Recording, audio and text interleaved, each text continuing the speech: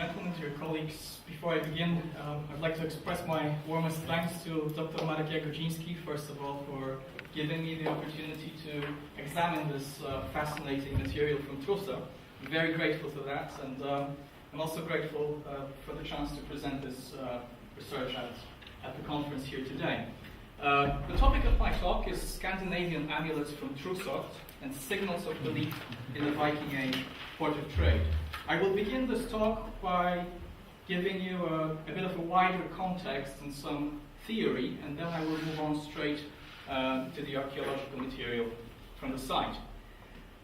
Scandinavian Viking Age amulets have aroused interest of scholars since practically the 19th century, and over the years numerous definitions of these objects have also appeared in the academic literature. I have chosen only two scholars who recently published more detailed synthesis of Scandinavian objects that are labeled as amulets. The definition above was published in 1997, and according to Miriam Titan, a broad definition of the concept amulet, based on the etymology, is an object which can be carried on one's own person, often in the form of a pendant, to obtain some form of magical advantage. A more specific definition is any object which, by close contact to its owner or to any of his possessions, works for his good either by warding off from evil, from his person or property, or by bringing him advantages. The word amulet is used rather consistently in any discussions of this material that I'm dealing with in academic literature. However, some scholars have pointed out that the word amulet as such may not necessarily be an appropriate term. The problem is that when we explore the corpus of textual sources from the Middle Ages, that is the Old Norse sagas or Eddic poetry and so on, we can't really find a word that would refer to these objects. We simply don't know how they called these miniature finds. And therefore, in one of the most recent works, or synthesis on Scandinavian amulets, Bo Jensen also observed that it may not be the best term for Viking Age miniature symbols, but it is a term established in tradition, and we just don't have a better one, and we cannot really use a native Old Norse term for these objects. So I will also use the term amulet as a kind of umbrella term for the objects that I'm examining today. Naturally, the objects that are labeled as amulets by contemporary scholars, they belong to a very broad sphere of what we could label as material culture of religious practice. A broad range of objects functions in this Viking world, which may have been used in rituals, in cult, in magic practices, and this is just a small selection of what has been found so far, ranging from the amulets that are the subject of my talk, through various kinds of figures, staffs which may have been used in practices of magic, masks, but also other ritual paraphernalia. Speaking about the material culture of religious practices, we also have to be aware that a lot of objects in that cultural milieu were decorated with very intricate designs, and these intricate designs could have also signaled intricate meanings, and they may have referred to mythological concepts, to various gods, supernatural characters, and so on. In a way, it can be argued that these ornaments also formed a kind of a visual poetry of that time, and there has been some interesting research in that field as well. Over the years, as the corpus of objects labeled as amulets has been growing, scholars have distinguished various groups of amulets, or various types of amulets, and this is a list of those objects, kind of amalgamated from various works published so far. And this includes miniature animals, anthropomorphic figures, amulets of natural origin, various beads in certain contexts, of course, capsules, clay bear paws, and that is a very region-specific issue, crosses in the Christian context, masks, miniature anchors, miniature bows, miniature chairs, staffs, tools, weapons of various types, miniature wheels, some types of rings, runic amulets, Occasionally Stone Age axes are even classified as amulets, and of course the most famous of all, the Thor's hammers. We can say quite a bit about the use of amulets based on how they were deposited and how they were found, especially in funerary contexts. And based on funerary evidence, we can argue that amulets may have been worn around the neck on a string or on some kind of a necklace. They could have also been carried in a pouch somewhere by the belt. Some of them may have also been sewn onto clothing, or perhaps between two different pieces of clothing, between the layers of textile. But there are also amulets which were attached to other smaller or larger objects. There may have been amulets attached to structures, houses, and some amulets are also found in hoards, perhaps providing a kind of supernatural protection for these finds, or simply representing yet another, for example, silver find. What you can see here is a reconstruction we made last year during a project I ran in the Isle of Man, and this is a reconstruction of one of the graves discovered there at St. Patrick's Isle, a grave of a so-called pagan lady, and she was also buried with a very broad repertoire of rather special objects. Moving on from this introduction to the Scandinavian amulets from Truso, it is also possible to distinguish a range of categories for these finds. As you can see in the chart here, the largest category is, of course, the category of Thor's hammers, and you could all see them today at the exhibition. Most of them were made from iron, but there are also some perhaps problematic amber examples. There are also some miniature figures made from silver and copper alloy, but also miniature weapons. There's also a single find of a miniature wheel, what I have labeled as a miniature staff, and I will explain why, a miniature anchor, and of course a tripart amulet, which has been used as the logo of our conference.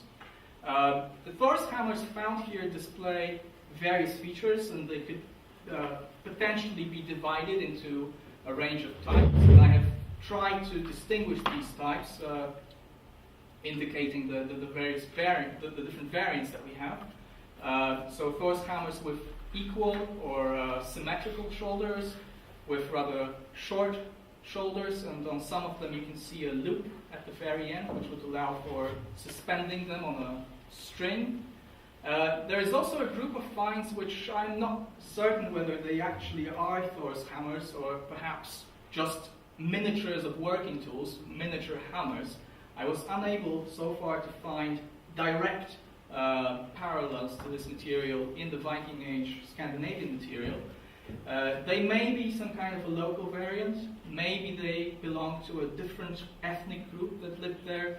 This still remains an open question, and a question to which I don't really have a final answer at this present moment. And then, of course, Thor's hammers with rings, very small rings. This is not the same thing as a Thor's hammer ring, something much larger and known from Scandinavian and Rus context. They're very tiny. There is one example where a single Thor's hammer has been attached to the ring, and the other example with two supplementary pendants, perhaps in the form of miniature spears, and one of them has also been interpreted as a miniature of a sword, with the Thor's hammer in the central place. I mentioned the amber objects, some of which may have been Thor's hammers or crosses, or perhaps both at the same time, or depending on the context. And there are also some objects which by Dr. Jagodziński have also been speculated as being potential Thor's hammers. Well, we don't know. They may be half products, they may be unfinished objects, they may be damaged objects. I think this has to be taken with a degree of caution. Moving on, another very interesting category of finds from Truso is represented by miniature figures, most likely female figures, as indicated by the long garment, but also the very characteristic hairstyle in the form of a knotted ponytail at the back of the head. Usually these objects are represented as Valkyries, or as representations of Valkyries, and this idea can indeed be true, but we also have to bear in mind that in the Scandinavian or Norse or Old Norse world of thought, the Valkyries are not the only supernatural creatures that had interactions with the human world, and therefore these miniature figures, if they represent any supernatural creatures at all, could quite likely be things like Nornir, Disir, Fylgjur, Völur, either human or supernatural. We, I think, have to admit that we simply do not know what these objects represented, especially in cases where there are no clearly distinguishable attributes. They are not holding anything, they're not carrying anything, so it's really hard to say. Here are some parallels from Scandinavia, most notably from Sweden, but these objects also appear in the Rus territories. And this is a very interesting find, unfortunately fragmentary. I labeled it as a standing figure and horse rider. As you can see, it's only partly preserved, only one half of it exists today, but based on comparative finds from other sites, particularly from Denmark, what is very interesting in the case of this, this object is that the person, the character that is standing in front of the horse appears to be carrying or holding a shield beneath which protrudes a tip of a sword, and as you can see below, the figure is also wearing a kind of trailing dress and some kind of conical headgear. This dress might imply that the standing figure is actually a female. What is interesting is that when we look at the comparative finds from, especially from Denmark, but they're also known from England, it seems that not only the standing figure could be female, but also actually the rider, as implied by the knotted hairstyle, the facial features. What these finds represent, and again they have been interpreted as Valkyries, is still unclear. They may be representations of Valkyries. Perhaps they are also representations of something else, and maybe they refer to actual reality, that is, females going to battle armed. Of course, this requires a lot of discussion, and I can't go into detail, but there is an idea that something like that existed in the Viking Age. I've been looking for more direct parallels to the Truso find, and so far I've been able to find one, which is equally schematic, because as you could see before, these are quite realistic in their design, and that is a find from Norfolk in England. Unfortunately, a stray find. It doesn't come from a grave. We can't really say who used it and how, but you can see the same kind of incised lines. Again, a standing person probably carrying a shield. And one detail here that usually doesn't appear on the Danish examples is a shield carried on the horse. Again, the detail of the hairstyle implies that this is also a representation of two female characters. There's recently quite a lot of discussion about the potential existence of warrior women in Viking Age Scandinavia, and indeed there are some hints that something like that may have existed beyond the pages of the texts or beyond the imagination. There are some graves in Denmark, Sweden and Norway which contain weapons in the context of females, but of course funerary archaeology is extremely complicated, and we cannot always say that graves are mirrors of life. We cannot really say that a woman buried with a weapon was a warrior. It is a possibility, but it's not a certain thing. So it always requires a discussion. And these are just two reconstructions that were made for, actually for my PhD thesis a couple of years ago, of two graves from Denmark with objects such as weapons. Another very interesting object among the corpus of strange finds from Truso is this female head. Originally, Dr. Maciek Jagodziński interpreted it as a head of a pin, and it may indeed be part of such an object. There is also a possibility that the head actually represents a part of a larger figure. Quite recently, this object has been found. Again, it's actually a female holding a shield and a sword.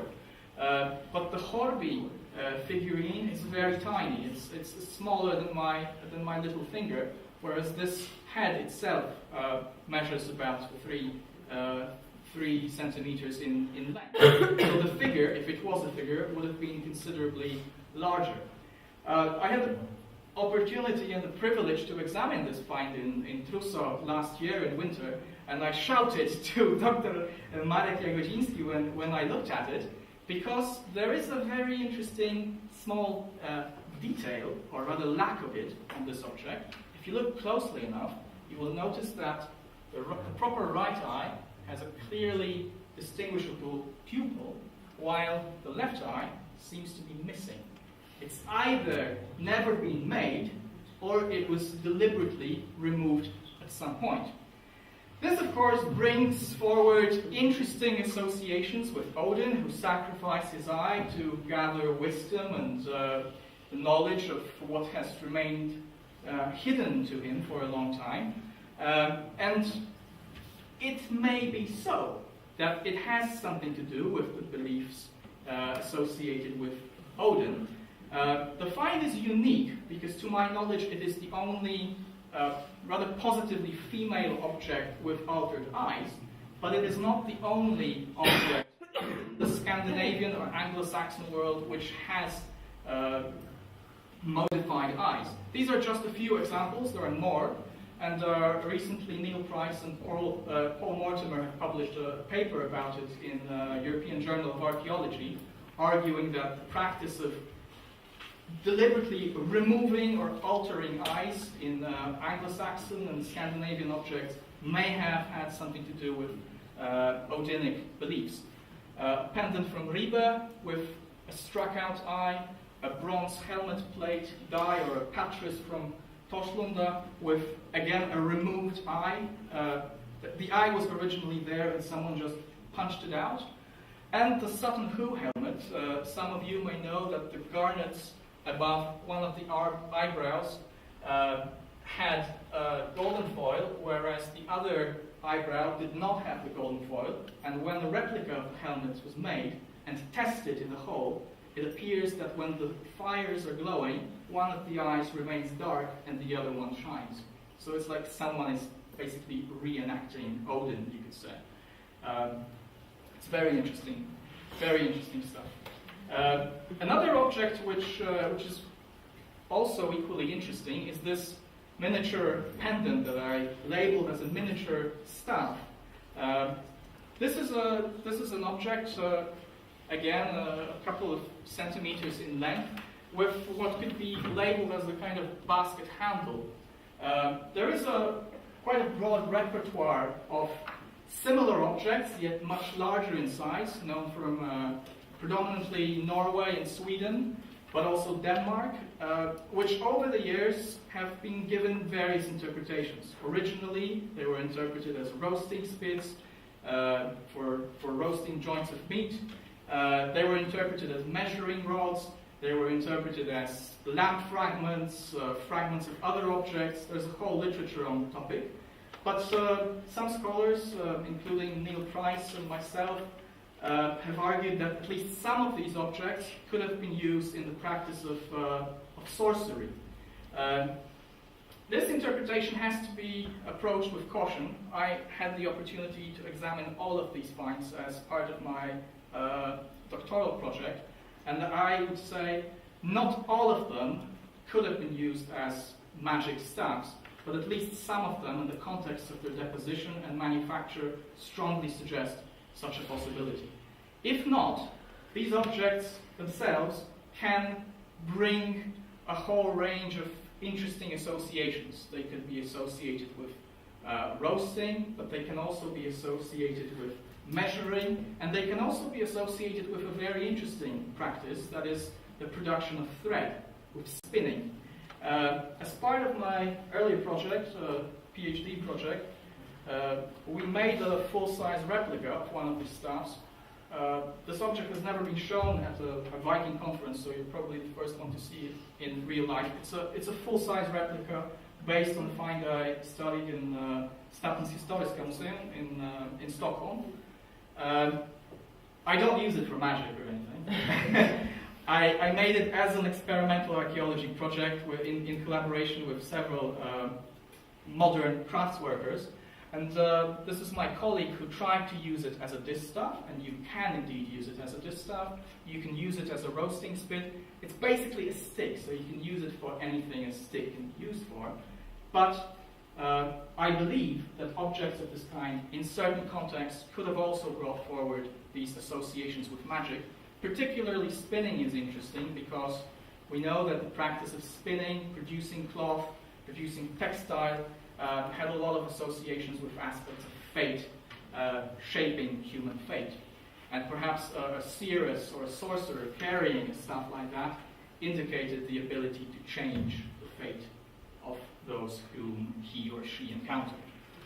I don't want to talk for too long, but there's also a range of other miniature objects from Truso which are equally interesting. And these include miniatures of weapons, such as the miniature shields, 3 miniature axes made from amber, although these may not necessarily be bound only to the Scandinavian population living there. A silver miniature wheel, a miniature anchor made from tin, and anchors like that so far have been known only from Hedeby and York, but there's also another as yet unpublished find from Wolin, in fact, which is made from lead. So we have 2 objects like that from Poland. And then there is this find, which is a problem in itself. It may be some kind of a half-product, production waste, or perhaps it may be a very crudely made miniature foot or shoe. And there are finds that are more realistically carved from various places in Scandinavia, including Hedeby, Birka, Kaupan, and so on. And of course, one of the last objects that I would like to show you is a find you all know very well already, and I'm sure you have also read Dr. Jagodziński's interpretation of this find. A tripart amulet from Truso, consisting of 2 dome-shaped strap distributors between which a silver ring was placed, and it was deposited like that in the ground between 2 buildings. Dr. Maciek Jagodziński had a very interesting interpretation of this object in the light of Old Norse beliefs, arguing for its connection with the god Thor and the giant Thrivaldi. And this interpretation is indeed possible, but there is also a possibility that maybe this is not an amulet per se, and perhaps this object represents some form of sacrificial deposit that somebody placed in the ground with some magic intention in mind. We have to bear in mind that there is a ring inside this, and in Scandinavia, rings were very potent, very powerful objects on which oaths were sworn. So perhaps my idea is that perhaps someone swore an oath on this ring and buried it for safekeeping or for closing of a ritual they conducted in the ground. We will never know. What is interesting is, of course, the triquetra symbol, the 3 corners, the 3 heads, and also the fact that the very object consists of 3 parts. So you have the number 3 repeated here continuously, and of course number 3, number 9, and multiplicities of these numbers are very important in Old Norse religion. And so is the triquetra symbol, which appears on various objects, from Thor's hammers to weapons, especially axes and coins. The truth is, we don't really know what this symbol means. Recently, Tom Hellers, a student of Professor Rudolf Zimek, wrote a very interesting thesis about Valknut. But this symbol is not a Valknut, it's a triquetra. A Valknut is a slightly different design, consisting of 3 triangles. In fact, the name Valknut comes from modern times, from 18th century, and therefore Tom Hellers suggested that the triangular symbol should rather be called something like a Norse triangle symbol. Basically, we don't know how, again, the people of the Viking Age called it. Clearly, this is a symbol of some significance. It has to do with the number 3, and therefore the find from Truso definitely belongs to the sphere of magic practices.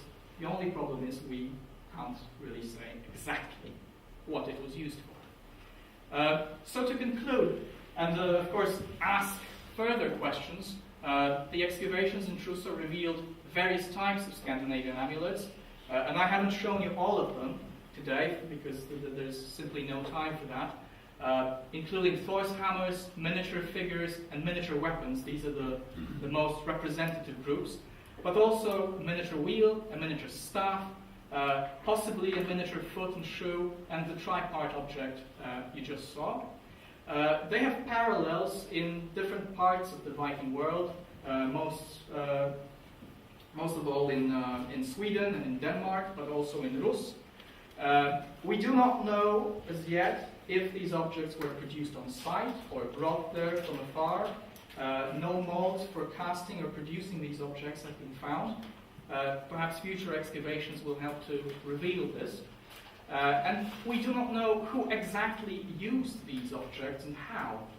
Because they are all finds within the settlement and not finds from graves, we do not know if they belong to men or women or children, old or young. We simply cannot say. But we can say from comparative materials from Scandinavia that, for example, Thor's hammers, when we look at graves, they appear most often in the graves of women. So perhaps this was a female adornment. But they also appear in graves of men, so it's not something that is so clear-cut. And the same goes for the female ornaments, pendants or clothing appliques. We do not know if they represent accidental losses, if they just fell off somebody's necklace or from somebody's pocket or pouch, or if they represent intentional deposits. In my view, only one of these objects, that is the tripart amulet, would most likely represent an intentional deposit. As in the case of other finds, we just don't know. Professor Duszko wished Dr. Jagodziński another 34 years of research in Truso, so I think within that time span there will be more finds of Scandinavian type amulets. But for now, this is the majority of the most important finds that have been discovered there. Thank you very much.